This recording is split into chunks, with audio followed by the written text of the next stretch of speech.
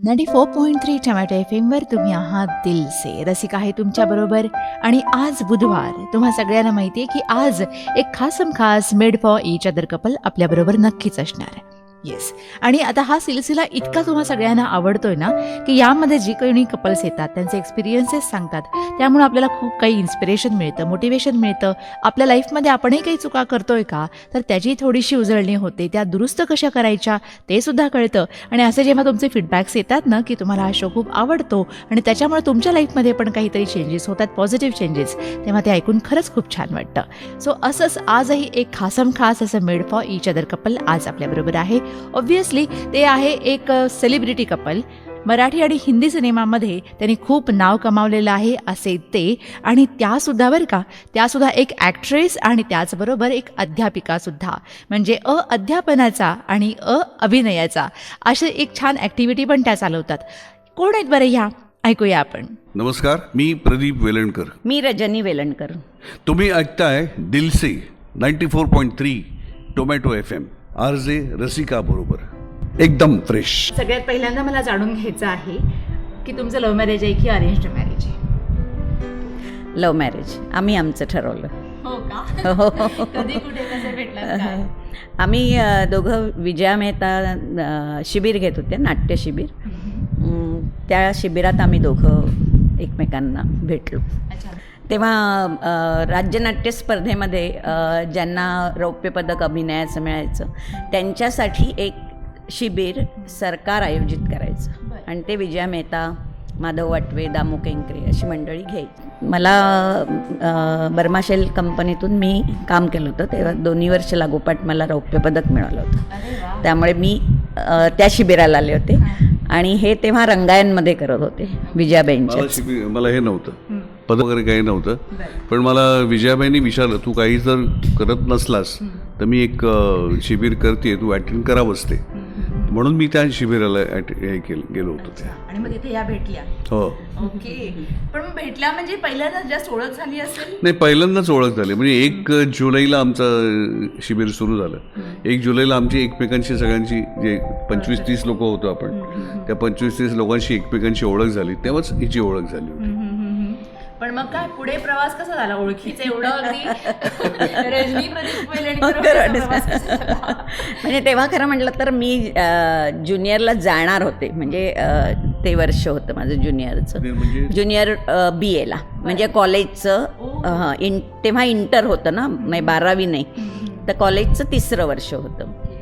आणि म्हणजे माझ्या डोक्यातच नव्हतं, लग्नाचं काहीच डोक्यात नव्हतं. म्हणजे आम्ही एकमेकांना मनातून कदाचित असेल पसंत केलेलं होतं, पण यांनी डायरेक्ट मला प्रश्नच विचारला की माझ्याशी लग्न करशील का. अच्छा, हे किती दिवसांनी विचारलं? ॲक्च्युली असं झालं की शिबिरामध्ये आम्हाला तसा वेळ फार कमी असायचा एकमेकांची गप्पा मारायला. पण 1 जुलैला शिबिर सुरू झालं आणि साधारण 9 ते 6 पर्यंत आमचं शिबिर चालायचं. आणि त्याच्यानंतर बाकीचे सगळे तिथे राहायचे, जे महाराष्ट्रातून इतर ठिकाणाहून आले होते. ते आम्ही दोघंही मुंबईतले असल्या कारणानं आम्ही आपापल्या घरी जायचो. आणि तेव्हा मी रंगायनच्या संस्थेत काम करत होतो. म्हणजे मी जास्त करून बॅकस्टेज करायचो, मी ॲक्टर म्हणून जास्त नव्हतो तेव्हा. तर आम्ही रंगायनमधले सगळे माझे मित्र तिकडे भेटायला यायचे मला. व त्याच्यानंतर हिचा तेव्हा काहीच गिव्ह अँड टेक नव्हता, त्यामुळे आम्ही सगळे बाहेर जायचो. असे कुठेतरी गप्पा मारत रात्री 10-10:30ला घरी जायचो वगैरे, असं एक रुटीन होतं असं. पण माझा एक खूप जवळचा मित्र होता रंगायनमध्ये तेव्हा, दिलीप कुलकर्णी, जो स्वतःही एक आर्टिस्ट होता. त्याचं आणि माझं व्यावसायिक नाटक पहिलंच एकच नाटक आहे आमचं. तर त्याच्याशी मी बोललो होतो की फक्त अशी मुलगी आहे, ती मला आवडली, असं मी त्याच्याशी बोललो होतो. तो म्हणाला मी ओळखतो तिला, कारण त्यांनी दोघांनी बरोबर काम केलं होतं. तर मी त्याला सांगितलं मला काहीतरी मदत कर. तर तोही माझ्यासारखाच होता, त्यामुळे काही मदत ही काही फार झाली नाही.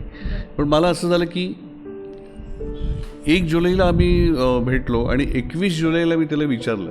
आणि मी म्हटलं की असं आडून मिडून असं सगळं करण्यापेक्षा जरा मी डायरेक्टच विचारलं, माझ्याशी लग्न करशील का, असंच विचारलं. आणि तिचा रिस्पॉन्स फार थंड होता, कूल होता एकदम. त्यामुळे तिला काही फार आवडलं आहे न आवडलं आहे असं काही कळत नव्हतं. आणि ती घरी गेली. मी माझ्याबरोबर नंतर मी खूप टेन्स झालो एकदम. म्हटलं आपण काय विचारलं आणि कोणाला असं एकदम पटकन काय त्याचं हे होईल आय डोंट नो. म्हणजे उद्यासुद्धा ही काही बोलेल की काय किंवा असं. हो फारच. त्यामुळे दुसऱ्या दिवशी आम्ही जेव्हा भेटलो तेव्हाही समज दिवसभर आम्ही काही बोललो नाही आणि आम्ही एकमेकांना अवॉइडच करत होतो रादर. तर मी तिला नंतर 6 वाजता सांगितलं की जे काही तुला असेल ते म्हणाली अजून काही मी विचार नाही केला. तर म्हटलं जे काही तुला असेल हो नाही ते मला आत्ता सांग काय ते. नाही नसेल तर नाही म्हणून सांग पण सांग आत्ता असं सांगितलं. त्यांनी काय सांगितलं लगेच? हो तेव्हा ती मला हो म्हणाली की माझ्या बाजूनी काही प्रॉब्लेम नाही आहे पण घरचं. म्हटलं घरचं ते आपण नंतर बघू सगळं काय. तुझं काय ते सांग. ओके.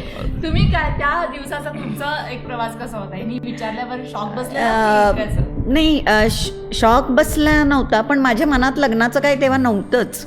आणि माझ्या मोठ्या बहिणीचंही लग्न व्हायचं होतं तेव्हा. म्हणजे माझंही वय 19 वर्षच होतं त्यामुळे असं खूप नव्हतंच. आणि शिकून काहीतरी व्हायचं आहे पुढे आणि मग बघायचं लग्नाचं. तर पण असा विचार केला त्यावेळेला माझ्या वडिलांनी काय बघितलं असतं.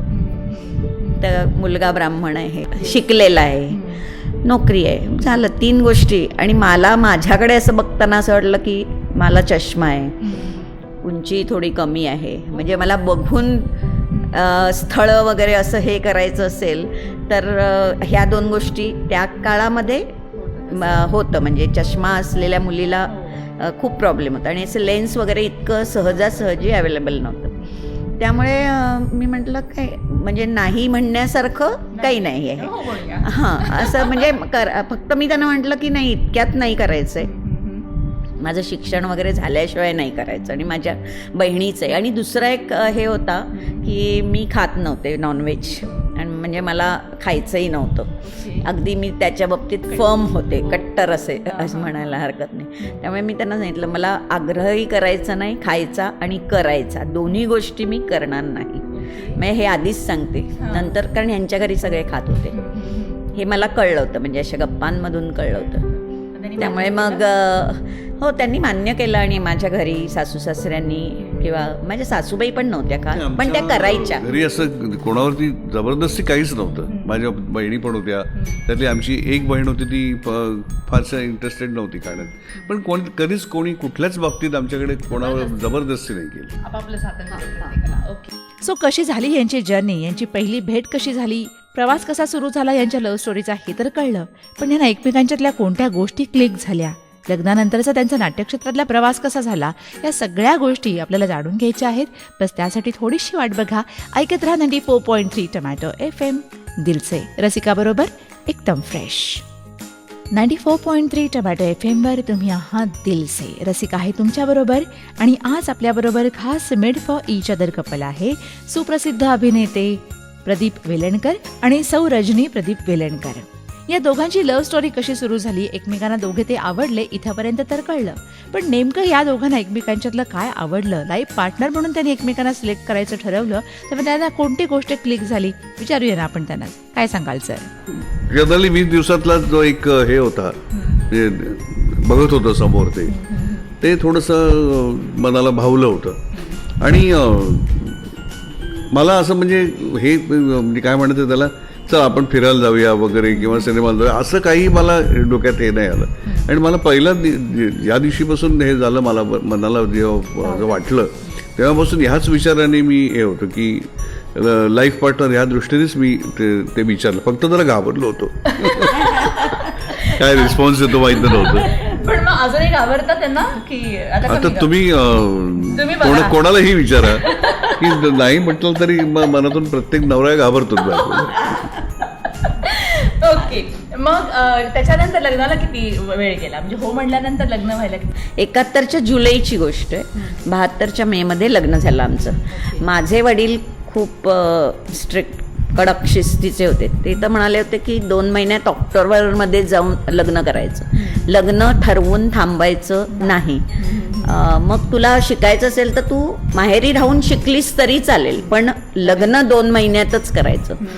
आणि मला असं वाटत होतं की माझ्या बहिणीचं बघणं चाललंच होतं. ती माझ्यापेक्षा 2 वर्षांनी मोठी, तर त्यामुळे तिचं झालं माझ्या आधी तर मला हवं होतं. आणि म्हणून मी माझ्या सासूबाईंना कॉलेजमध्ये जाऊन भेटले की त्यांना सांगितलं की तुम्ही सांगा की मला मेपर्यंत शक्य नाही आहे. आणि त्यांना खरंच शक्य नव्हतं, कारण त्या कॉलेजमध्ये शिकवायच्या ना, त्यामुळे ऑक्टोबरची सुट्टी मोठी नसते. आणि माझ्या 3 नंदा होत्या, त्यांची लग्न व्हायची होती. मग त्यांची अशी इच्छा होती की एकीचं लग्न ठरलं तर एक जाईल आणि दुसरी मुलगी माझी आणि त्यांनी खरंच मुलीसारखंच मला असं आयुष्यभर वागवलं. त्यामुळे त्यांना असं वाटत होतं, आणि हौशीने एक मुलगा आहे, हौशीने सगळं करायची इच्छा होती त्यांना. त्यामुळे त्यांनी लगेच म्हटलं की हो आपण मेमध्येच हे करूया. म्हणजे मी त्यांना मोकळेपणी सांगू शकले जे वडिलांना नाही सांगू शकले. म्हणजे वडील एवढे होते. कसं हे झालं की तसं आमच्या दोघांचं वय लहान होतं. ती 19 म्हणजे लग्न झालं तेव्हा ती 19 होती आणि मी 23 होतो. त्यामुळे माझंही लग्न त्या वयाच्या दृष्टीने तसं लवकरच झालं होतं. पण मग म्हणजे तुम्ही आधी सासूबाईला तुमच्या गोटामध्ये नाही, आणि खरं मी घरी सांगितलंही नव्हतं. आमच्या घरी मी सांगितलं नव्हतं, कारण माझ्या मोठ्या बहिणीचं मला आणि माहिती होतं, कल्पना होती की दादा म्हणजे माझे वडील लग्न ठरवलंय म्हटल्याबरोबर लगेच करायचं म्हणणार. त्यामुळे मी घरी बोलले नव्हते.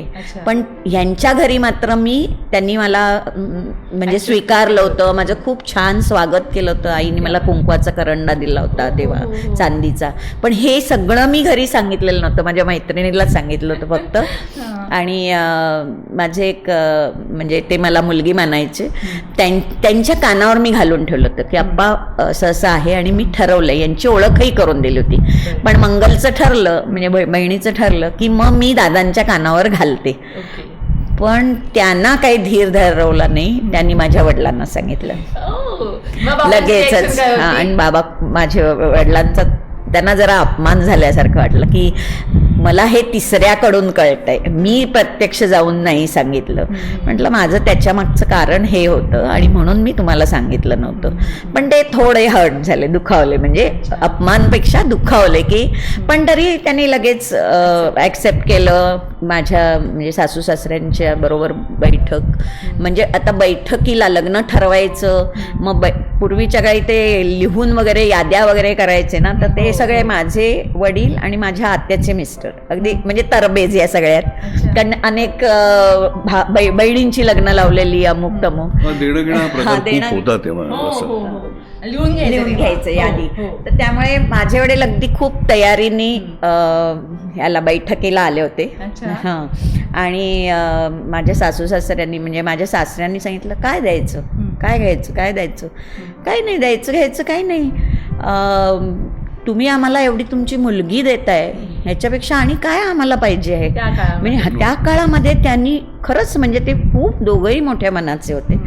आणि तुम्हाला अगदी द्यायचंच असेल तर तुम्ही काही रिकामी पाकिटं द्या, आम्ही काही रिकामी पाकिटं देतो. म्हणजे इतकं म्हणजे खूप म्हणजे 2 मिनिटात बैठक संपली. त्यांचा विरसच झाला असेल माझ्या वडिलांचा की काही घासाघीस करावी लागली नाही की मला हे द्यायचंय, मला मग नाही इतकं तोळे नको, इतकेच तोळे द्या, इतकंच जमेल मला, इतकी पानं, काही नाही, काहीच चर्चा झाली नाही. थोडंसं एक हे माझ्या आई वडिलांचं सुद्धा लव्ह मॅरेज होतं. 1947 साली जेव्हा स्वातंत्र्य मिळालेलं नव्हतं, तो आणखीन काळ वेगळा होता. तेव्हा सुद्धा माझ्या वडिलांच्याकडचं फारसं मोठं कोणी नव्हतं, वडीलच सगळ्यात मोठे होते.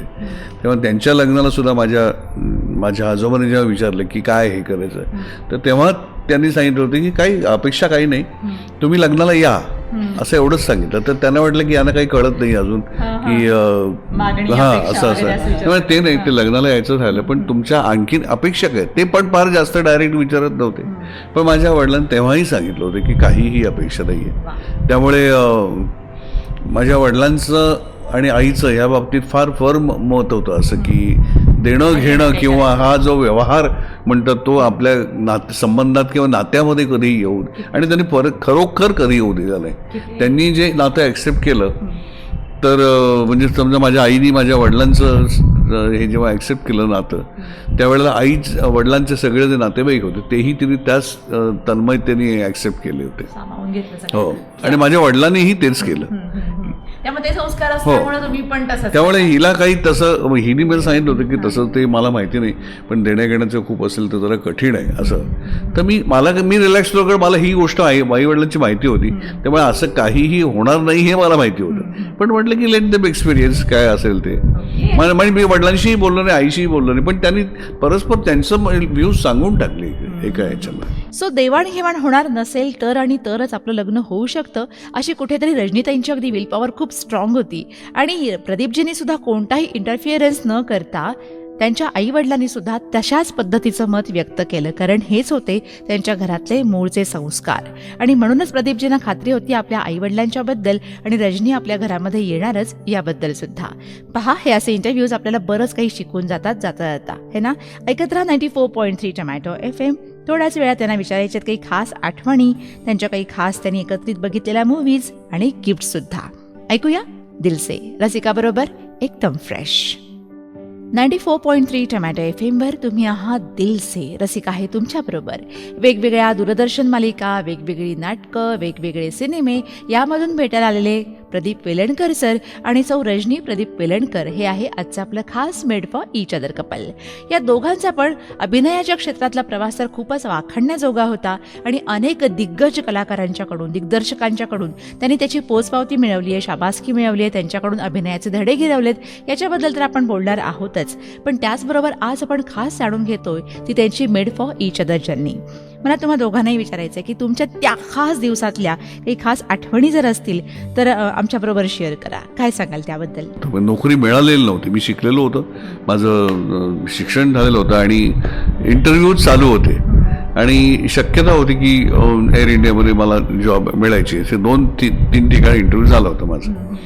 आणि दुसरं म्हणजे नाटक हा एक फार त्यावेळेचा खूप अत्यंत इंटरेस्टिंग हे भाग होता.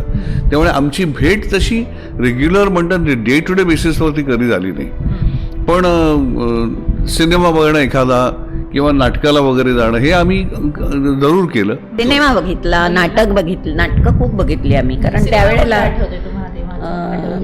मला आठवतं रायन्स डॉटर नावाचा सिनेमा बघितला होता मी मेट्रोला. अप्रतिम सिनेमा होता तो.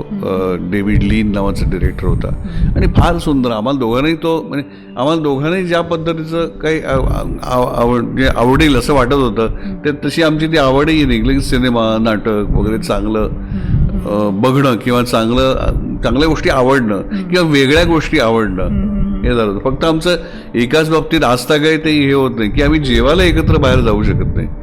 गेलो तरी तिची पंचायत होते किंवा माझी पंचायत होते असं.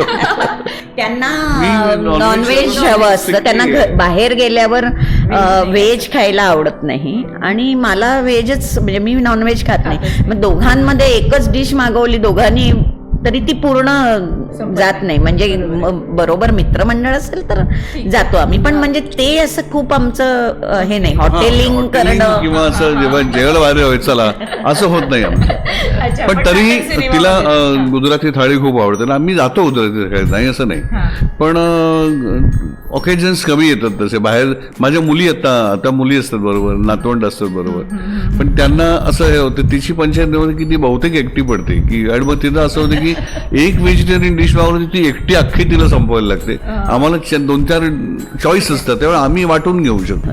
आणि तेव्हा तुम्हाला सरांनी आठवणीतली इतक्या वर्षांमध्ये खूप आवडली मनापासून अशी? त्यांनी मला त्यांचा पहिला पगार झाला तेव्हा साडी घेतली होती. ती खूप लग्न व्हायचं होतं आणि साडी खूप छान, चांगली साडी दिली होती. म्हणजे त्यांनीच आणली होती का नाही मला आता आठवत नाहीये.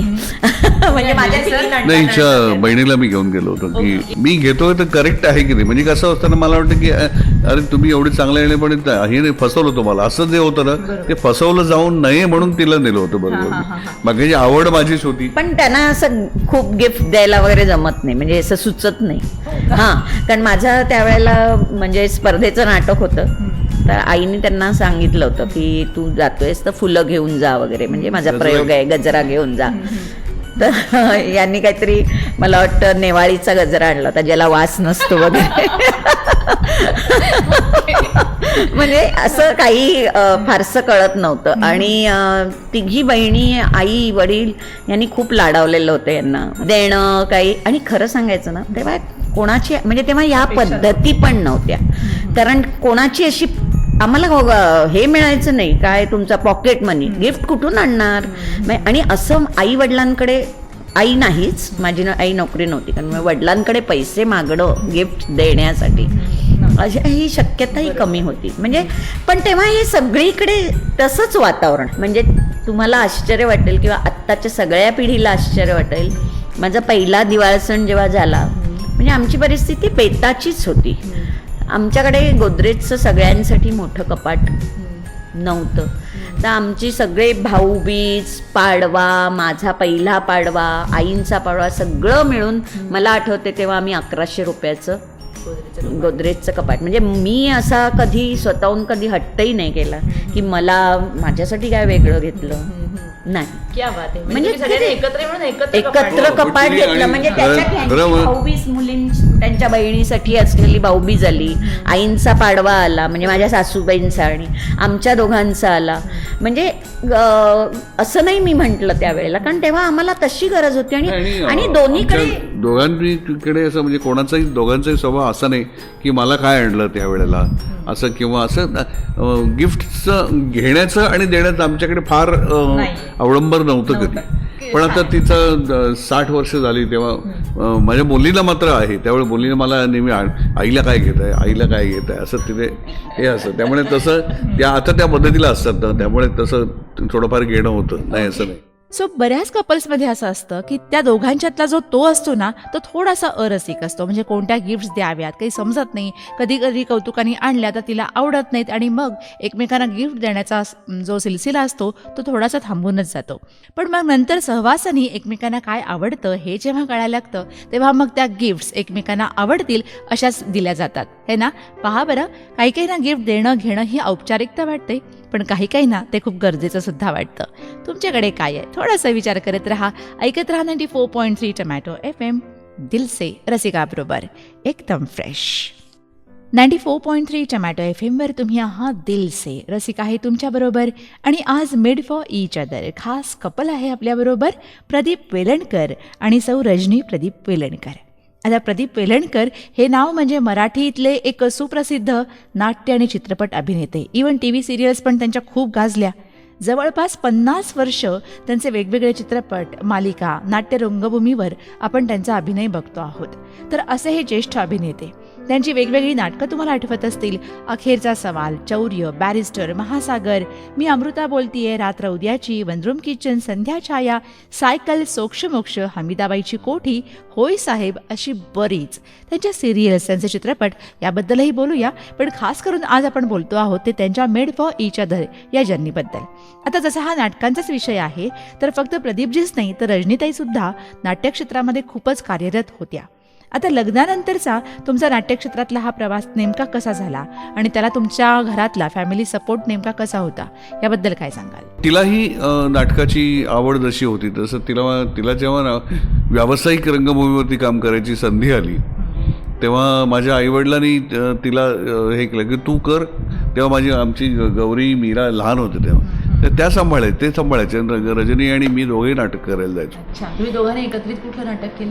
2-4 केले आम्ही. म्हणजे पहिल्यांदा बॅरिस्टर नाटकात मी जे काम करत होतो ऑलरेडी, तर तिला सुहास जोशी जेव्हा त्यांच्या वैयक्तिक आयुष्यात जेव्हा प्रेग्नेंट होते तेव्हा ते काम हिने केलं. मग तेव्हा आम्ही बरोबरच असायचो. इव्हन आमच्या तान्या मुलीला घेऊन जायचो आम्ही बरोबर. त्या बॅरिस्टर नाटक केलं, त्याच्यानंतर नटसम्राट केलं. नटसम्राटच्या वेळेला मधुरा तानी होती आमची, तिलाही घेऊन जायचो आम्ही. नंतर मीरा जेव्हा आमची नटसम्राटमध्ये काम करायला लागली डॉक्टर लागूंच्या बरोबर, जेव्हा त्यांनी परत काम सुरू केलं तेव्हा त्या सुमारास मग तिच्याबरोबर जायचं कोणी, कारण ती लहान होती खूप. मग आम्ही ही शाळेची नोकरी करत होती, मीही करत होतो नाजी नाटकं, असं माझे आईवडील जायचे तिच्याबरोबर. त्यामुळे सगळं हे असं इतकं त्या ह्याच्यामध्ये असं होतं की म्हणजे आम्ही कुठल्याच वेळेला आमचं 9 ते 5 किंवा असं हे नसल्याकडे चला संध्याकाळी फिरायला जाऊ असं हे रुटीन काही नव्हतं आमचं. अनप्रिडिक्टेबल होतं की आम्ही कधी जायचो नाही असंही नाही. आपल्या दोघांचं जसं लग्न होतं ना तसं आपलं 2 फॅमिलींचं पण लग्न होतं ॲक्च्युली. तिथे पण काही ॲडजस्टमेंट्स असतात आपल्याला कराव्या लागतात. तुम्हाला काय करायला लागलं यांच्याबरोबर adjustment म्हणूया? खूप पहिले अगदी सुरुवातीपासून म्हणजे माझ्या घरी खूप शिस्त होती. आईच्या घरी सगळं शिस्तीत, म्हणजे 8:30ला स्वयंपाकघरातले दिवे बंद व्हायचे आणि इथे आमच्याकडे 8:30ला सुरुवात व्हायची. काय करायचं आता जेवायला, मग भाजी घेऊन येतो मी, मग माझे सासरे भाजी घेऊन येणार, त्याच्यानंतर आम्ही स्वयंपाकाला सुरुवात करणार, मग 10 वाजता जेवायला बसणार. कारण माझे सासरे पण फिल्म लाईनमध्ये होते आणि नंतर एअर इंडियामध्ये त्यांच्या शिफ्ट ड्युटीज होत्या, त्यामुळे त्यांच्या ड्युटीजप्रमाणे, आणि सासूबाई कॉलेजमध्ये शिकवत होत्या तसे, त्यामुळे सगळं वेगवेगळं रोजचं रुटीन काहीच नाही आणि आमच्याकडे तिकडे अगदी रुटीनच्या, त्यामुळे त्यांच्या जेवणाची पद्धत वेगळी आणि आमच्या कोकणस्थ आम्ही तर कोकणकडची पद्धत वेगळी. पण मुळात काय झालं, मला लग्नाच्या आधी फारसं काही येतच नव्हतं. मी मोहरी सुद्धा फोडणी सुद्धा कधी दिलेली नव्हती, कारण आई होती, मोठी बहीण होती, त्यामुळे माझ्यावर वेळ नव्हती आली. पण इथे येऊन मी शिकले, त्यांच्यासारखंच करायला लागले. म्हणजे मला वाटतं मी फार अपेक्षाच कुठच्याच ठेवल्या नाहीत, त्यामुळे मला मी त्यांना ॲडजस्ट करत गेले.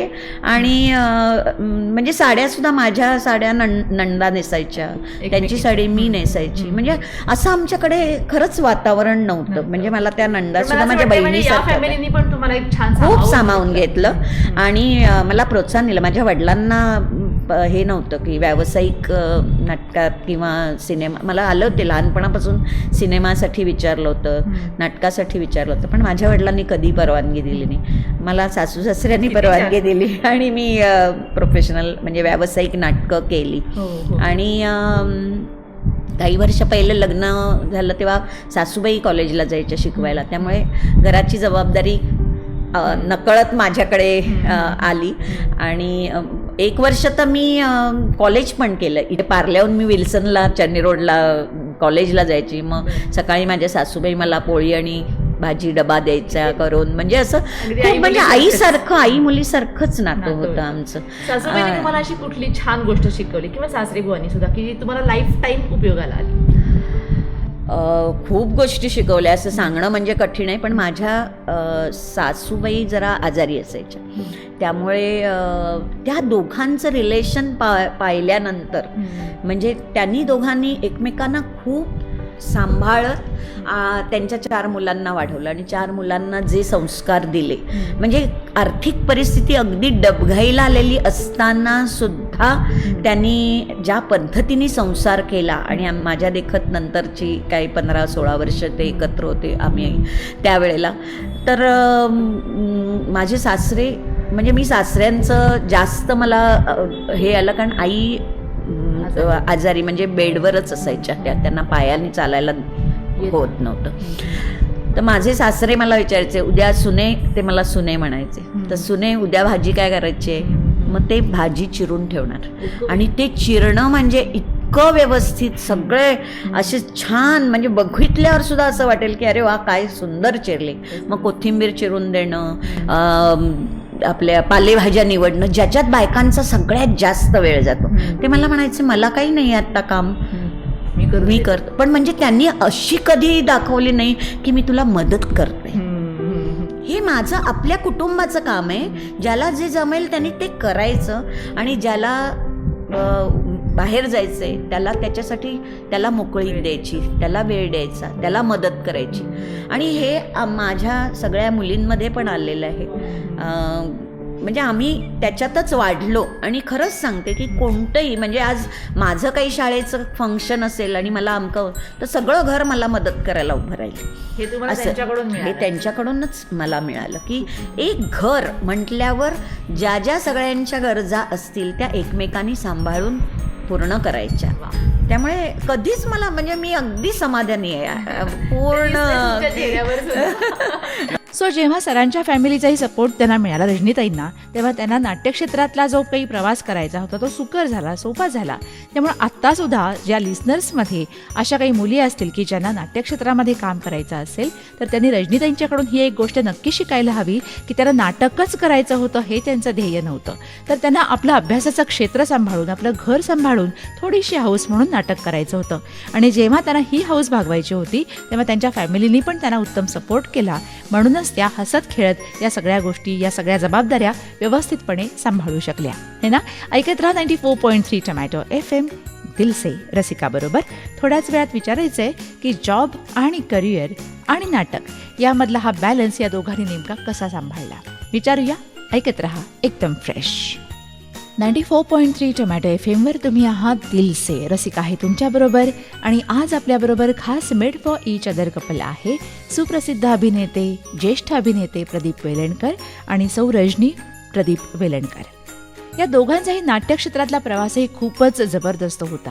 त्याच्याबद्दल तर आपल्याला बोलायचं आहेच, पण प्रदीप सरांच्या चित्रपटांबद्दल बोलायचं तर तुम्हाला आठवत असतील त्यांच्या चकवा, पेज 3, रिस्क, सिंघम, सामना, सावली आणि नुकतीच आलेली बकेट लिस्ट ही माधुरी दीक्षित बरोबरची मूवी. सो असं त्यांचं वेगवेगळ्या मूवीजमधलं काम तुम्हाला आठवत असेलच. तो प्रवास तर आपल्याला नक्कीच त्यांचा भावतो, आवडतो, म्हणूनच त्यांच्या फिल्म्स आपण मनापासून बघतो. पण त्यांचा इकडचा मेड फॉर ईच अदर हा जो प्रवास आहे तर त्याबद्दल आज आपण जाणून घेतो आहोत. सर, मला तुम्हाला विचारायचं आहे की तुम्ही फिल्म इंडस्ट्रीमध्ये येण्याच्या आधी, अभिनयाच्या आधी तुम्ही एअर इंडियामध्ये पण काम करत होता. तर मग तुमचा हा जॉब म्हणजे एकूण ते करिअर आणि नाट्यक्षेत्र किंवा अभिनयाचं क्षेत्र हा सगळा बॅलन्स तुम्ही नेमका कसा सांभाळलात? कारण तुम्ही विजयाबाई मेहता म्हणा किंवा अरुण जोगळेकर सर अशा मोठमोठ्या व्यक्तींच्या बरोबर खूप काम केलेलं आहे. काय सांगाल एकूणच तुम्ही? एअर इंडियामध्येच होतो मी व्यवस्थित. 2006 साली मी रिटायर झालो. 35 वर्ष मॅनेज करता हो करता आलं बऱ्याचशा वेळा याच्यामध्ये की मला तेव्हा सुरुवातीला मी ज्या सेक्शनमध्ये होतो ते सेक्शन 24 तास काम करायचं. तर त्यामुळे मला बऱ्याच वेळेला मी माझं नाटकाच्या वेळेत मी जाऊन यायचं परत जायचो ऑफिसला, मी माझं सगळं करू. आणि मला मुख्य म्हणजे मला बरोबरच्या लोकांनी, माझ्यावरच्या साहेब जे असतात त्यांनी किंवा सगळ्यांनी मला खूप चांगला सपोर्ट केला. आणि दुसरं असं एक झालं याच्यामध्ये की कसं आहे म्हणजे माझं असं हे होतं की ऑफिसमधलं जसं काम होतं त्यालाही प्राधान्य तेवढंच दिलं मी कधीही ते नाटक करायचं म्हणून कमी लेखलं नाही किंवा तेही मला आवडायचं काम करताना. इनफॅक्ट मला नाटकात किंवा ह्याच्यामध्ये मला तशी ही खूप कमी आहेत अवॉर्ड्स वगैरे, पण मला माझ्या तिथल्या कामामध्ये मला अवॉर्ड्स आहेत. त्यावेळेला नाट्य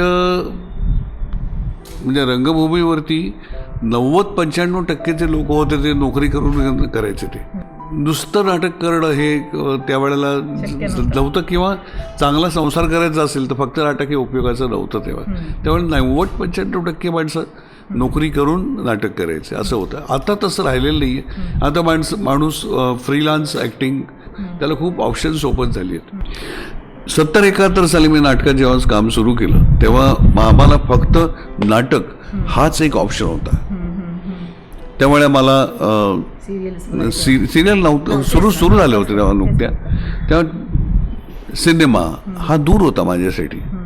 हे आमच्याच लोकांसाठी असं होतं की मराठी सिनेमात काम करणारी माणसं वेगळी होती. काही ठराविक 4-5 माणसं दोन्हीकडे काम करायची. ॲड फिल्म्स या नव्हत्या आम्हाला तेव्हा, खूप दूरचं होतं ते. मराठी फिल्म दूरच्या तर हिंदी फिल्म आणखीन दूरच्या होत्या. त्यामुळे आम्हाला फक्त नाटक एक नाटक होतं आणि ह्या नाटकातून चांगलं काम करून दुसरं नाटक त्या कामाच्या ह्याच्यावरती मिळायचं. खूप मोठ्या दिग्गज कलाकारांच्या बरोबर तुम्ही काम केलं असेल, त्यातला एखादा अनुभव शेअर करा ना. की अच्छा, कसं आहे ना की आपल्याला कोणी असं आता बस येते आणि हे शिक असं नसतं की त्यांचा सहवास जो मला 10-1 वर्ष मिळाला, त्याच्याही आधी 2 वर्ष रंगायनमध्ये जो मिळाला, त्या सहवासामुळे मला खूप त्याचा मला आजही उपयोग होतो. आणि असं होतं की त्या सहवासामुळे असं झालं की एकूण नाटकाकडे पाहायची दृष्टी काय असते. त्यामुळे मला असं कळलं की एखादा भूमिका केल्यानंतर ह्या बाई काय विचार करतात, ती कशी उभी करायची भूमिका, त्याच्यासाठी काय काय करायला लागतं, कसला विचार करायला लागतो, ही चौफेर त्यांची जी वृत्ती होती. आणि त्यांच्याबरोबर आणखीन मी विजयाबाई असं एकच नाव नाही घेणार, माझ्याबरोबर माधव वाटवे हे माझ्याबरोबर एअर इंडियामध्ये पण होते. म्हणजे मी राहतं त्यांच्यावर होतो, ते मोठे वयाने होते आणि माझे गुरुच आहेत ते. त्यांच्यासारखं व्यक्तिमत्व की ते भूमिका उभी करताना काय विचार करतात तो विचार आणि नकळत माझ्यात ते विचार रुजत गेले. अरुण जोगळेकर हे आणखीन एक नाव आहे की असं की तो माझ्याबरोबर सहकलाकार म्हणून ते होते, पण त्यांचं कॉन्ट्रिब्युशन एवढं आहे जबरदस्त की म्हणजे अगदी अक्षरशः नाटकात जसं रंगभूमीवरती पहिलं पाऊल टाकल्यानंतर प्रेक्षक आपल्याला जेव्हा बघतो तेव्हा आपला स्कोअर 0 असतो पहिलं पाऊल टाकल्यानंतर, आणि तो तुम्हाला नाटकाच्या 3 अंकापर्यंत तुम्हाला तुमचा ग्राफ डेव्हलप करायचा आहे. त्याच्यासाठी किती विचार करतात माणसं, त्याच्यानंतर डिस्कशन्स करायचं आहे. आज प्रयोग झाला, त्याच्यानंतर काय काय राहिलं करायचं, काय करू शकतो आणखी, हे मला म्हणजे ह्या 3 लोकांनी मला म्हणाल तर मला समृद्ध केलं. तर अशा मोठमोठ्या व्यक्तींच्या बरोबर आपण जेव्हा काम करत असतो तेव्हा त्यांच्याकडून बऱ्याच गोष्टी शिकायच्या असतात.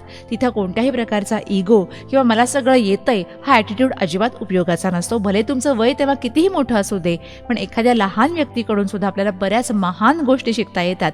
हे आपण सगळ्यांच्याकडून ऐकत असतो, पण जेव्हा असे अनुभव आपल्या समोर कोणीतरी सांगतं तेव्हा ते नक्कीच जास्त जाणवतं, भावतं, पोचतं, है ना. ऐकत राहा 94.3 टोमॅटो FM दिल से. आणि जसा बॅलन्स आपण सरांच्याकडून ऐकून घेतला त्यांच्या जॉब आणि त्यांच्या अभिनय क्षेत्राबद्दलचा, तोच प्रश्न मला विचारायचा आहे रजनीताईंना सुद्धा, कारण त्यांनी पण आपली सर्व्हिस, आपला जॉब आणि नाट्यक्षेत्र किंवा अभिनय क्षेत्र यातला बॅलन्स अतिशय उत्तम साधलेला होता. तो कसा जाणून घेऊ आपण या गाण्यांच्या नंतर. ऐकत राहा 94.3 टोमॅटो FM दिल से, रसिकाबरोबर एकदम फ्रेश. 94.3 टोमॅटो FM वर तुम्ही आहात रसिकाबरोबर दिल से. आणि आज आपल्याबरोबर आहे खास made for each other couple, सुप्रसिद्ध ज्येष्ठ अभिनेते प्रदीप वेलणकर आणि सौ रजनी प्रदीप वेलणकर. प्रदीप वेलणकर म्हणलं की तुम्हाला आठवत असेल असंभव सिरियल किंवा या गोजीरवाण्या घरात, त्यातला त्यांचा तो शामराव परांजपे, त्याची तर अफाट क्रेज सगळीकडे होती. कारण ती भूमिका साकारणारे अभिनेते प्रदीप वेलणकर जिथं कुठं जातील तिथं चक्क त्यांची मिरवणूक काढली जाईल इतकी त्यांची लोकप्रियता तेव्हा होती. लेक माझी लाडकी ही सुद्धा त्यांची एक छान सिरियल होती. अशा वेगवेगळ्या TV सिरियल्समधून ते आपल्याला बघायला मिळाले, त्यांचा अभिनय आपल्याला पाहायला मिळाला. तर रजनीताई सुद्धा अशाच अभिनय क्षेत्रामध्ये वेगवेगळ्या दिग्गज व्यक्तींच्या बरोबर काम केलेल्या. तर रजनीताई, मला तुम्हाला आता विचारायचं आहे की तुम्ही शाळेमध्ये शिक्षिका म्हणूनही काम करत होतात आणि त्याचबरोबर तुमचा अभिनय क्षेत्रामध्ये सुद्धा उत्तम प्रवास सुरू होता, तुम्ही तिथं वेगवेगळी बक्षिसं सुद्धा मिळवली. तर एकूणच हा बॅलन्स तुम्ही कसा साधला, काय सांगाल? मला आमच्या नशिबाने ना आम्हाला खूप छान मंडळी, दिग्गज मंडळींबरोबर आम्हाला काम करायला मिळालं. म्हणजे विजयाबाई होत्याच, दामू केंकरे, माधव वाटवे, अरविंद देशपांडे, सुलभा देशपांडे, म्हणजे ह्या सगळे त्या काळात, विक्रम गोखले, नाना पाटेकर बरोबर पण मी खूप काम केलेलं आहे. हां, पण मी कॉलेजमध्ये म्हणजे लग्नाच्या आधी केलं त्याच्याबरोबर. आणि सई परांजपे बरोबर मी 3 नाटकं केली. आणि म्हणजे सई माझ्यापेक्षा खूप मोठी आहे, पण तिचं आणि माझं नातं इतकं जवळचं तयार झालं की मी तिला अगं-तुगं करायला लागले. आणि तिचं नाटक बसवणं, कारण मी बरेच वेळा ना रिप्लेसमेंटची कामं केली, कारण मला शाळा आणि घर सांभाळून मी पार्ले टिळक विद्यालयात 31 वर्ष शिकवत होते. दोघांनी पण जॉब सांभाळून तुमची कला सांभाळली. हो, म्हणजे आपला प्रेफरन्स ठरवलेला असला ना की पहिलं घर, मग शाळा, आणि उरला वेळ तर मी तो माझ्या त्या आवडीसाठी, कलेसाठी असं. आणि त्याचा उपयोग मला शाळेतही झाला, नाटक बसवताना वगैरे.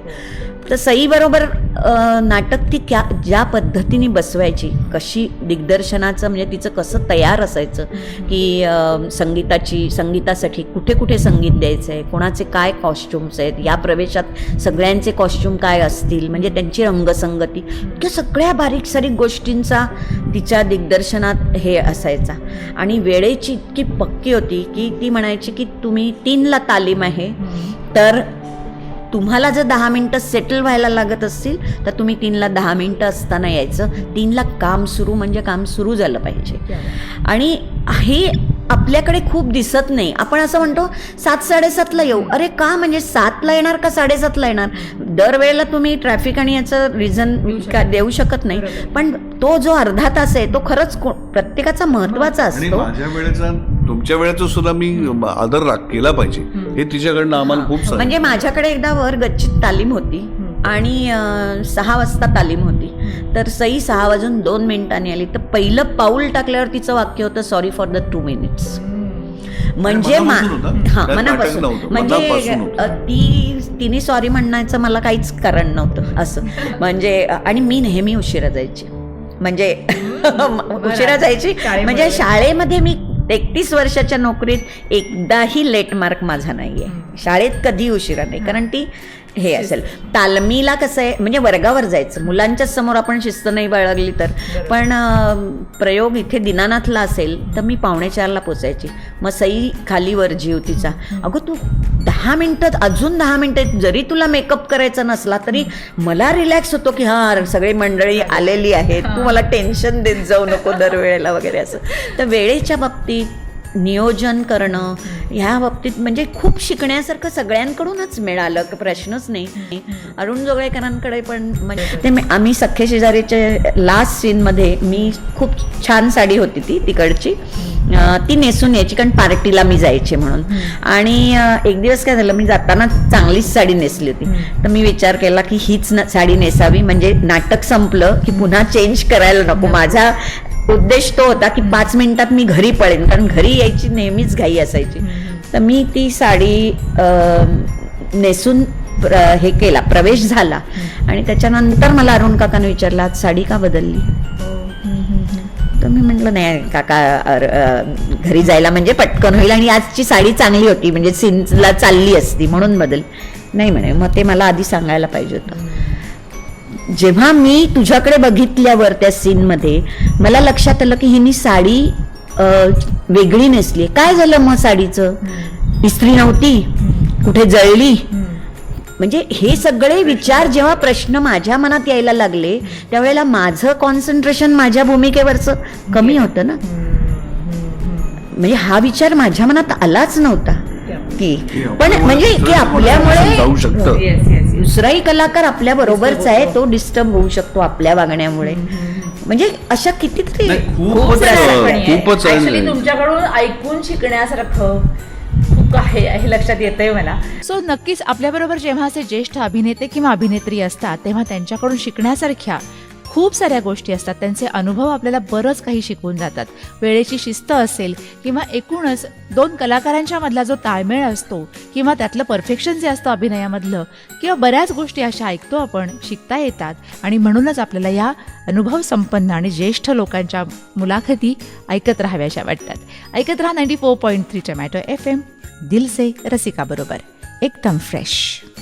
94.3 टोमॅटो FM वर तुम्ही आहात रसिका बरोबर दिल से. आणि आज मेड फॉर ईच अदर खास कपल आहे आपल्याबरोबर, ज्येष्ठ सुप्रसिद्ध अभिनेते प्रदीप वेलणकर आणि सौ रजनी प्रदीप वेलणकर. आता दोघांच्याही जेव्हा लग्नानंतरचा एक प्रवास सुरू होतो तेव्हा प्रत्येकाचं लाईफ एकदम स्मूथली पुढे जातं असं नाही. कोणत्या ना कोणत्या लेवलला त्यांना स्ट्रगल करावं लागतं. कधी फिनान्शियल लेवलला असेल, कधी काही डिप्रेशनचे पॉईंट्स असतात, तर वेगवेगळ्या प्रकारचं स्ट्रगल असतं. तुमच्या लाईफमध्ये तुम्ही असं कोणतं स्ट्रगल फेस केलं की जिथं तुमचं एकमेकांचं बॉन्डिंग घट्ट झालं असं तुम्हाला वाटतं? काय सांगाल?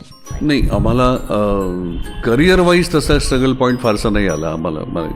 काही ना काहीतरी ॲक्टिव्हिटी म्हणजे जवळजवळ आता 47 वर्ष झाली मी आता त्या ह्याच्यामध्ये मला हार्डली एक 5-6 महिने कधीतरी मी काही करत नाही असं असेल. पण काही करत नसलं तरी माझं ऑफिस चालू असायचं. त्यामुळे मला अगदी व्हेकंट बसलो असं फिलिंग मला कधी नाही आलं. फक्त एकच आहे, थोडा जसं आम्ही सांगितलं की आमची परिस्थिती, त्यावेळचा पगार, त्यावेळचं हे सगळं ते आमच्याकडे फार काही सुबत्ता होती अशातला भाग नाही. पण जेव्हा जेव्हा आम्हाला काही आर्थिक गरज पडली किंवा पण माझा थँक गॉड रजनीचं तेव्हा म्हणजे इतका सपोर्ट असायचा. एक तर मला त्याच्याकडे फारसं म्हणजे काय डोक्यात ते ठेवून मी कधी बाहेर नाही गेलो. माझं काम मी व्यवस्थित करू शकलो, ही सगळी जबाबदारी तिने सांभाळली. आणि दुसरं असं की आमचं दोघांचं लकही तसं बरं होतं की आम्हाला कधी आत्ता वाटलं की 2 दिवसांनी आता काहीतरी पैसे पाहिजेत, अजून काही नाही आहेत आता आपल्याकडे, तर मिळायचं भाऊ कुठून तरी पैसेवाला. त्यामुळे असं खूप हे नाही झालं की हाल झाले असं काही, आणि कधीच नाही झालं तसं. म्हणजे मला हळूहळू 2000च्या नंतर 2006 नंतर जरा मात्र ती परिस्थिती इज आऊट झाली. त्यामुळे तसं नंतरचं जरा हे बरं होतं. पण त्यावेळेला आम्ही यंग असताना स्ट्रगल तर खूप करायला लागलं तसं. तुम्ही काय सांगाल, कुठला स्ट्रगल तुम्हाला वाटला की आपण आणि दोघांनी सपोर्ट केला एकमेकांना? नाही, घर आमचं चाललं ते दोघांच्या एकमेकांच्या याच्यामुळेच. आणि थोडं त्या बाबतीत आम्ही दोघं सारखे आहोत की आम्हाला दोघांनाही विनाकारण जाऊन खरेदी करण्याची आवड नाही. म्हणजे आम्हाला पाहायला खूप आवडतं. आम्ही अख्खं जग म्हणलं अर्ध जग जवळजवळ पाहायलं आहे, पण फिरण्याची आवड आहे आम्हाला. पण मी तिथे जाऊन 10 पैशाची सुद्धा खरेदी मला इच्छा नसते. हां, बघण्यात आवड आहे, बघण्याची मात्र आवड आहे. त्यामुळे ह्या बाबतीत आम्ही खूप मला दागिने हवे आहेत, मला अमक्या तऱ्हेची साडी हवी आहे किंवा अशीच गाडी हवी आहे, असं कधीच मला स्वतःला आतून वाटलं नाही. त्यामुळे हा क्लॅश कधीच आला नाही. हल्ली आम्ही चिकार भटकतो, खूप फिरतो आम्ही हल्ली. म्हणजे जवळजवळ एका वर्षाचं धरलं आम्ही 2-3 वेळा ते आम्ही असे बाहेर जातो कुठेतरी, आणि काय मस्त फॉरेन असं नाही, कुठेही जातो आम्ही. आता आम्ही नोकरीमध्ये असतापर्यंत मी बऱ्याच वेळेला बाहेरच जास्त गेलो, पण आता आम्ही गेल्या 2008-1 पासून आम्ही जवळजवळ हिंदुस्थानामध्येच एवढं फिरलो आणि बरं वाटतं, आनंद वाटतो तिकडे. फक्त एक आहे, आम्हाला हेक्टिक प्रवास हल्ली झेपत नाही. हेक्टिक प्रवास नाही किंवा बाकीचं येईल, आम्ही जरा आरामशीर हे करण्यामध्ये जरा आम्हाला आवड आहे. सो तसा फारसा स्ट्रगल यांना करावा लागला नाही, तरी पण त्यांचा नाट्यक्षेत्रातला वगैरे जो काही प्रवास होता तिथे एकमेकांचं अंडरस्टँडिंग खूप महत्त्वाचं असतं, ते या दोघांनी दाखवलं आणि म्हणूनच ते ठरले made for each other couple. आता यांना विचारायचं आहे मला की जेव्हा एकमेकांच्या बरोबर आपण बरेच दिवस राहत असतो, बरीच वर्ष राहत असतो, तेव्हा एकमेकांच्यामुळं काही पॉझिटिव्ह चेंजेस नक्कीच होत असतात. ते यांच्यामध्ये कोणते झाले विचारूया आपण या गाण्यांच्या नंतर. ऐकत राहा 94.3 टोमॅटो FM, दिल से रसिका बरोबर एकदम fresh. Made for each other खास कपल आहे आज आपल्या बरोबर. सुप्रसिद्ध ज्येष्ठ अभिनेते प्रदीप वेलणकर आणि सौ रजनी प्रदीप वेलणकर. तुम्ही आहात 94.3 टोमॅटो FM वर रसिका बरोबर दिल से. तर मला तुम्हा दोघांनाही विचारायचं आहे की जेव्हा आपण एकमेकांच्या बरोबर बरीच वर्ष एकत्र राहत असतो, तेव्हा न कळत का होईना आपण एकमेकांच्यातले काही चांगले गुण अडॉप्ट करतो, काही इम्प्रूव्हमेंट्स आपल्यामध्ये होतात. तर अशा तुमच्या दोघांच्यामध्ये एकमेकांच्यामुळे कोणत्या इम्प्रूव्हमेंट झाल्या, कोणते चेंजेस छान झाले, काय सांगाल? मला कधीही एखादी गोष्ट करताना कुठल्याही म्हणजे असं टेन्शन्स किंवा काही बॉदरेशन्स हे मला कधीही मनावर म्हणजे आली नाहीत माझ्या. आणि त्याचं मुख्य कारण ही होती, कारण मला ती जर असं जर टेन्शन्स असेल, मला पण आपल्या कामावरती कॉन्सन्ट्रेशन नाही करू शकत. की बाबा आधी आपण थोडेसे बेशिस्त होतो, मग ह्या आल्यामुळे मी शिस्त लागली. नाही, तसं मी इक्वली बेशिस्त अजूनही आहे. म्हणजे तसं पण मी माझ्या बाबतीत खूप शिस्त, स्वतःच्या बाबतीत ते खूप शिस्तशीर आहेत. म्हणजे त्यांच्या सगळ्या वस्तू, त्यांचं कपाट. आणि खरं सांगायचं ना, तर मला नाही वाटत मी फार बदलले आहे, यांच्यामुळे मी काही बदलले आहे असं मला नाही वाटत. पण आम्हाला वैयक्तिक म्हणजे जे स्वातंत्र्यच मिळालं ना, की जसं मी आहे तशी मी घडत गेले आणि पुढे गेले. म्हणजे असं नाही झालं की मला यांनी हे करू नको, हे असंच करायला हवं किंवा हे का नाही केलं, असं नाही झालं. म्हणजे खूप समजुतीने झालं की एकमेकांना समजून घेतल्यानंतर नाही, यांना मी न सांगताच आता काही गोष्टी कळूनच जातात आपल्याला, काही त्याच्यासाठी सांगायची गरज पडते असं नाही. आणि घरची जबाबदारी, मुलींची जबाबदारी मी जास्त घेतली, कारण हे जास्त वेळ बाहेर असायचे आणि माझ्या शाळेच्या नोकरीमुळे मला तसा वेळ मिळायचा की मी घरासाठी वेळ देऊ पण शकायची. फक्त त्यांच्या पद्धतीचं आणि त्यांच्या आवडीचं जेवण करायचं हे म्हणजे माझे सासू सासरेही करायचे, कारण ते सगळ्यांचेच लाडके असल्यामुळे. आणि आमच्या मित्रमंडळींमध्ये सुद्धा ते तसेच आहेत.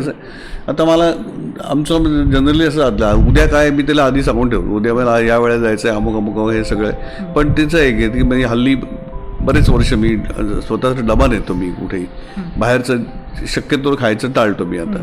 तर ते तसंच आणि आवडी निवडी सांभाळून सगळं रेडी करून तिला आदल्या दिवशी सांगितलं की सगळं तसं असतं. आणि माझं नुसतंच असं नाही, मलाच असं वाटतं असं नाही की आमच्या सेटवर गेलो, इकडे तिकडे गेलं की म्हणजे डबा शेअर करून जे आम्ही करतो, तर तिचं जेवण आवडणारे अनेक माणसं आहेत आमच्याकडे की ते अमुक भाजी आणतं, तिला सांगून ठेवा आम्हाला पण जरा जास्त देत जा असं वगैरे. कुठला पदार्थ जास्त आवडतो?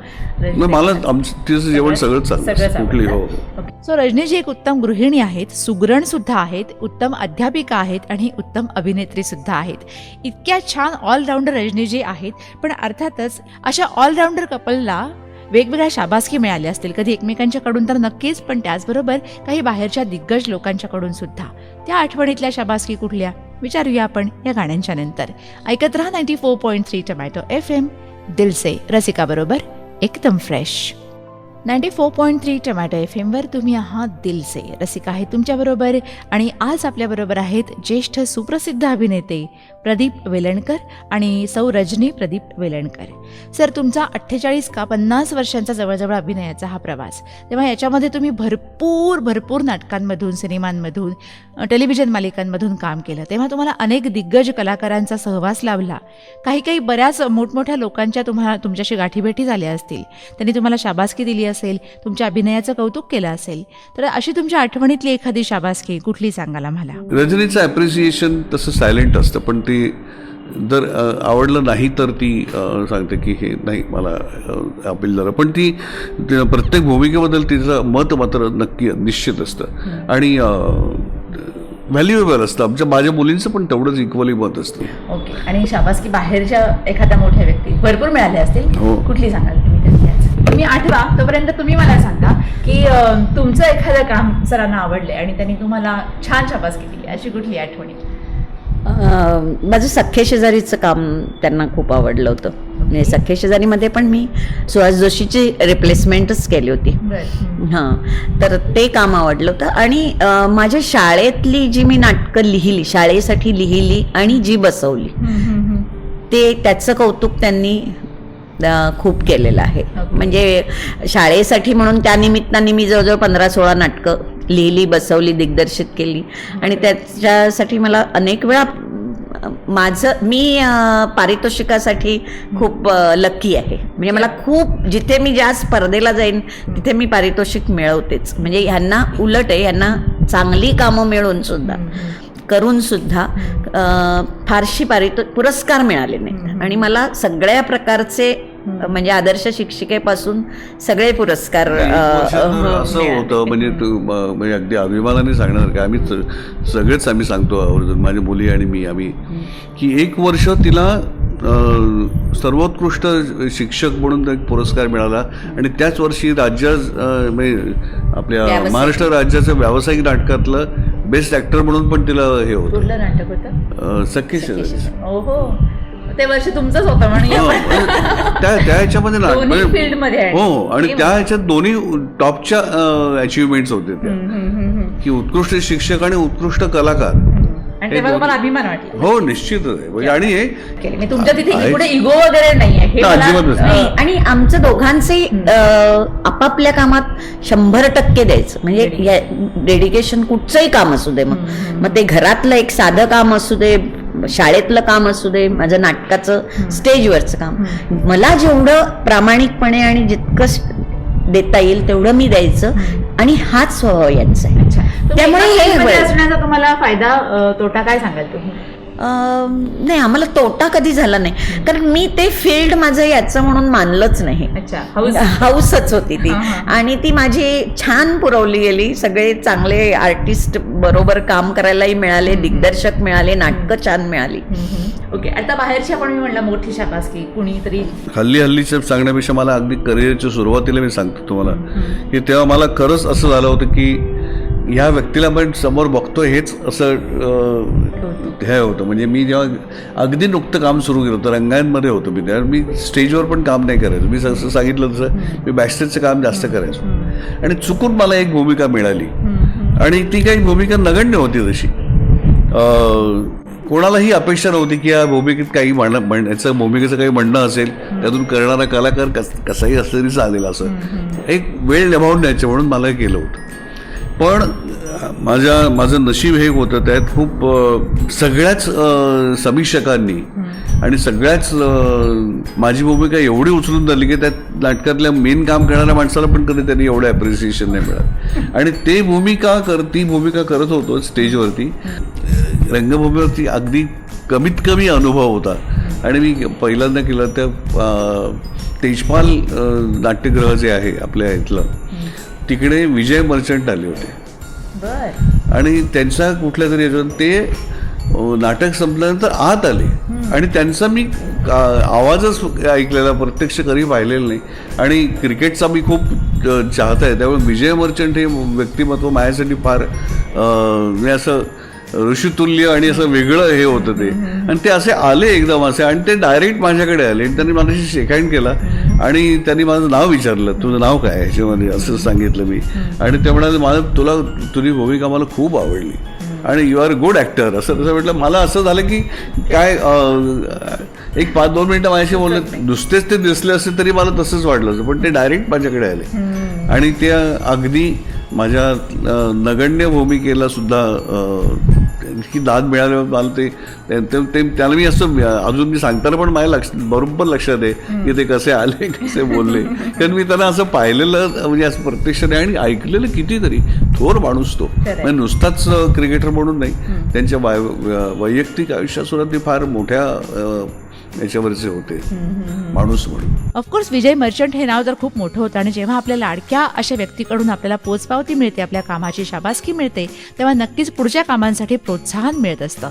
वयाची 70-75 उलटलेले प्रदीपजी आज आपल्याबरोबर गप्पा मारतायत, आणि ऐकताना नक्कीच तुम्हाला कळत असेल की त्यांच्यातला तो उत्साह अजून सुद्धा तितकाच आहे. याला कारण आहे की त्यांना वेळोवेळी मिळणारं प्रोत्साहन आणि त्याचबरोबर त्यांचं स्वतःचं अभिनयाबद्दल असणारं पॅशन. विचारायचे आहेत आपल्याला अजून त्यांच्या काही खास आठवणी. तुम्हाला माहिती असेलच की सिंघममध्ये अजय देवगण यांच्याबरोबर त्यांनी काम केलं होतं, विनोद खन्नाजींच्याबरोबर काम केलं होतं. तेव्हा या सगळ्यांच्याबरोबर त्यांचे काही खास अनुभव असतील तर ते सुद्धा विचारायचे. ते आपण ऐकत राहा 94.3 टोमॅटो FM, दिल से made for each other. Rasika आहेस तुमच्याबरोबर एकदम फ्रेश. रसिका आहे तुमच्याबरोबर 94.3 टोमॅटो FM वर दिल से. आणि आज मेड फॉर इच अदर खास कपल आपल्याबरोबर सुप्रसिद्ध ज्येष्ठ अभिनेते प्रदीप वेलणकर आणि सौरजनी प्रदीप वेलणकर.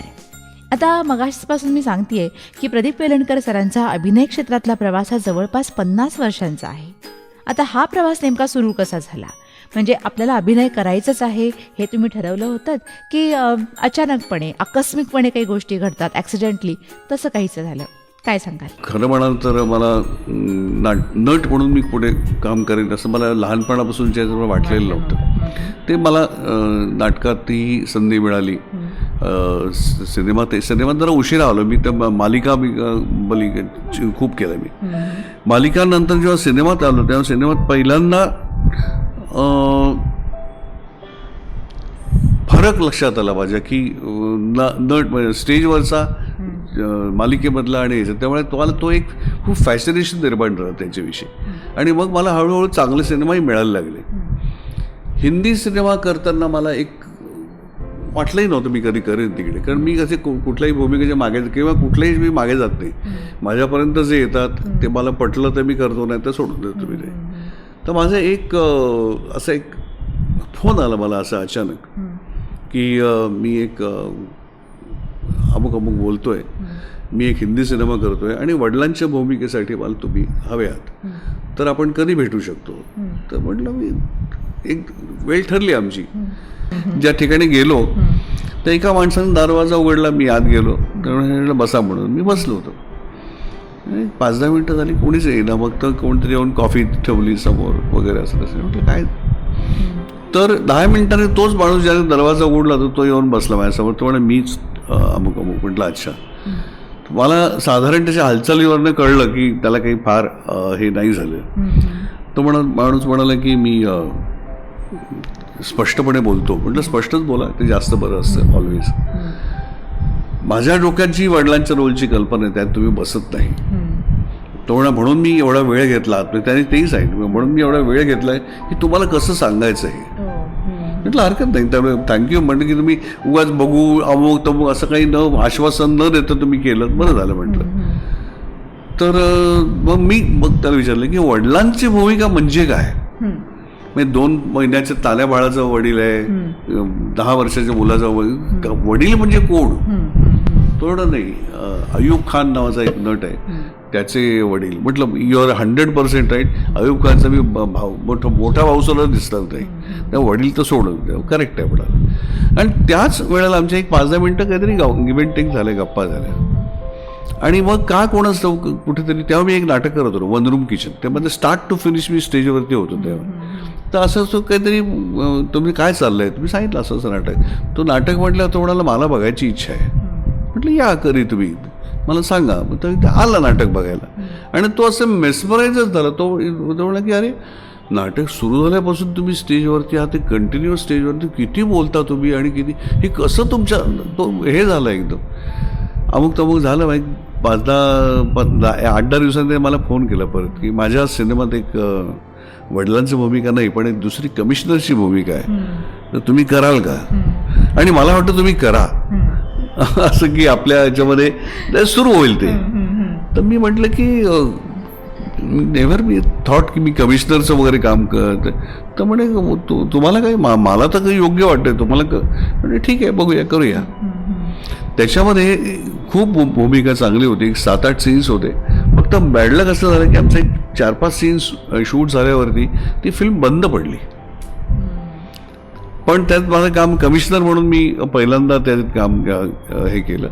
आणि मग हळूहळू मला आता पेज 3चं सुद्धा मला मधुरनी जेव्हा हे केलं तेव्हा सांगितलं माझे सीन त्या बऱ्यापैकी होते पण त्यांच्याही वैयक्तिक आयुष्यात काही प्रॉब्लेम झाल्यामुळे ते माझं कास्टिंग काउचचाच रोल होता तो त्यांनी सगळं टोटल कटच केलं होतं. म्हणजे एक सीन शूट झाला तो आणि एक नंतर मी एक सीन शेवटचा एक सीन शूट केलं तेवढंच बाकी. पण त्याचे मला फीडबॅक अजून मिळतात की तुम्ही काम कसं केलं होतं त्याचं. सिंघमच्या आधी मी आणखीन एक रिस्क म्हणून सिनेमा केला होता. विनोद खन्ना आणि हे होते रणदीप हुडा होते. त्याच्यात पण मी कमिशनर केला होता. म्हणजे कमिशनरचं माझं थोडंसं असं झालं की मला वाटत नव्हतं की मी कमिशनर, कारण मी मराठीमध्ये कधी इन्स्पेक्टरचं पण काम केलेलं नाही आहे. कधी मला कोणी विचारलंच नाही पोलीसचं काम करायला. आणि हिंदीमध्ये 90% मला हे विचारलं. त्याच्यानंतर मी आणखीन एक सिनेमा केला त्याच्यामध्ये मी पोलीस अकॅडमीचा इन्चार्ज होतो. That is again equivalent to commissioner. आत्ता रिसेंटली एक सिनेमा केला कम्प्लीट झाला आहे तो, पण त्याच्यात मी ब्रिगेडियरचं काम केलं आहे. म्हणजे मला असं वाटलं नव्हतं की त्याच्यात मी ते मला हिंदीमध्ये खूप वेळा विचारलं जातं तुमची पर्सनॅलिटी त्या आय डोंट नो. पण मला मराठीत लोकांना नाही वाटत तसं. पण इंग्लिशच्या लोकांना वाटले. मला अजून मराठीमध्ये कधीच खरोखर मला इन्स्पेक्टरचं काम नाही विचारलं. सो येस, बऱ्याच जणांना असं होतं की टाईपकास्ट भूमिका म्हणतो. म्हणजे एकदा कमिशनर म्हणून आपल्याला एखादी व्यक्ती आवडली की आपण बऱ्याच वेळेला बऱ्याच मूवीजमधून त्याच व्यक्तीला पोलीस कमिशनर अशाच रोल्समध्ये बघतो. सरांचं तसं काहीसं नाही झालेलं ॲक्च्युली, कारण त्यांना आपण वेगवेगळ्या रोल्समध्ये इतर मूवीजमधून सुद्धा बघितलेलं आहे. त्यांनी मधुर भांडारकरांच्या बरोबर काम केलं, अजय देवगणच्या बरोबर काम केलं. ते अनुभव पण मला जाणून घ्यायचे आहेत, तुमच्याबरोबर शेअर करायचे आहेत आणि याशिवाय दोघांना सॉन्ग डेडिकेट सुद्धा करायला सांगायचं आहे. ऐकत राहा त्यासाठी 94.3 टोमॅटो FM, दिल से रसिका बरोबर एकदम fresh. Made for each other 94.3 tomato FM वर तुम्ही आहात दिल से रसिका बरोबर. आणि आज असंच खास कपल आहे आपल्याबरोबर, सुप्रसिद्ध ज्येष्ठ अभिनेते प्रदीप वेलणकर आणि सौ रजनी प्रदीप वेलणकर. दोघंही अभिनयाच्या क्षेत्रामध्ये अगदी तरबेज आणि त्याचबरोबर दोघंही मेड फॉर इच अदर असं खास कपल सुद्धा. दोघांनी हा ताळमेळ कसा साधला हे तर आपण जाणून घेतो आहोतच, पण त्याचबरोबर यांच्या अभिनय क्षेत्रातल्या सुद्धा काही खास गोष्टी आपण त्यांना विचारतो आहोत. सर, मला तुम्हाला विचारायचं आहे की तुम्ही मधुर भांडारकर सरांच्या बरोबर पेज 3 केलात किंवा अजय देवगण बरोबर सिंघम केलात. अशा वेगवेगळ्या मूवीजच्या निमित्तानं वेगवेगळ्या कलाकारांच्या बरोबर तुमचं इंटरॅक्शन होत असतं. सो त्यातल्या काही आठवणी शेअर करा ना आमच्या बरोबर. नाही, मधुर भांडारकरचं तर मला म्हणजे तसं त्याच्यामध्ये पहिले 5-10 मिनिटं जेव्हा भेट झाली तेव्हाच खूप आमचं गिव्ह टेक चांगलं झालं. पण तेच कंटिन्यू झालं पुढे ह्याच्यामध्ये. विनोद खन्ना त्यांची माझी पहिल्या दिवशीपासून जी मैत्री जमली ती जवळजवळ शेवटपर्यंत होती. आणि लोकांना आश्चर्य वाटतं की यांची दोघांची मैत्री कशी आहे. मग वाढदिवसाला फोन कर खूपच चांगला आहे म्हणजे. आणि अजय देवगणच्या बाबतीत तर कामाच्या मला त्या माणसाचं कौतुक वाटतं. तो किती काम करतो माहिती आहे माणूस तो. आणि तो कधीही त्याचा ब्रॉडकास्ट नाही करत आहे मी हे करतो मी ते करतो, शांत असतो तो. मी जेव्हा सेटवर गेलो तेव्हा तो कम्प्लिटली रेडी असायचा ना. त्याच्या हातामध्ये कधी स्क्रिप्ट होतं, तो रेडी होता. त्याच्या स्टॅमिनाबद्दल आपण बोलतोय, पण मला तुमचंही कौतुक वाटतं की तुमचाही स्टॅमिना खूप चांगला आहे. अदरवाईज इतकं एक तर पाठांतर थोडं का असेल ना, 2 ओळीचा डायलॉग असला तरी सुद्धा खूप जणांचा पाठांतराचा प्रॉब्लेम असतो. तुमचं पाठांतर चूक, तुमचं कामाचा अजूनही उरका आम्ही बघतो आहोत आणि स्वतःला मेंटेन पण तुम्ही छान केलंय. काय सिक्रेट आहे त्याचं? I like to perform. That is the tonic. आता मला असं कधी हे नाही आहे की नाटकच मालिकाच आवडतात, सिनेमाच आवडतो असं नाही. मला परफॉर्म करायला आवडतं. कुठलंही हे असलं तरी चालतं. तुमच्या बाबतीत काय सांगाल? तुमची अशी आता काय सिरियल्समध्ये किंवा आणि कुठे अजून काम करायचे तुम्हाला करत काय? तुमची इच्छा काय आहे इथून पुढची कलाकार म्हणून? कलाकार म्हणून खरं म्हटलं तर नाही आहे माझी इच्छा. खूप झालंय काम. खूप तिला व्यवस्थित आता, म्हणजे नातवंड आणि हे जे जास्त आहे कारण तिला मालिकेमध्ये काम करायला म्हटलं तर ती फारशी उत्सुक नसते हल्ली. सर एक सॉन्ग डेडिकेट करायचं आहे आपल्याला तुमच्या आवडीचं रजनीताईंसाठी, आणि रजनीताईंनी तुम्हाला कुठलं करूया? ते गाणं चांगलं म्हणतात. आपण हां, म्हणूया ते. तर त्यांनी पहिल्यापासून जे म्हटलेलं आहे गाणं तेच मलाही आम्हाला दोघांनाही खूप आवडतं. कष्टी का खामोश पर आहे हे मलाच आवडणारं गाणं आहे खरं. ओके. आणि ते मला आवडायला लागलंय आणि ते चांगलं म्हणतात ते, आणि त्यातला जो मिनिंग आहे, अर्थ आहे, तो मला आवडतो. So त्यांच्यासाठी ते म्हणत किशोर कुमार आणि सुधा मल्होत्रा. हे गाणं असं की प्रेम व्यक्त करायच्या वेळचं गाणं आहे. आता आमची तेच होऊन 47 वर्ष झाली आहेत म्हणजे तरी सुद्धा तरी ही आहे ती कॉलेज गर्ल नावाचा एक सिनेमा होतो वे बॅक. हेमंत कुमारांचं म्युझिक आहे ह्याला. कश्ती का खामोश सफर है, शाम भी है तन्हाई भी, दूर किनारे पर बजती है लहरों की शहनाई भी. मला असं वाटतं की जेव्हा तुम्ही ह्यांना प्रपोज केलं होतं त्या रात्रीचे साधारणपणे असे विचार असतील आणि त्यानंतर पण त्या रात्री विचारच नव्हते, मी घाबरलेलो.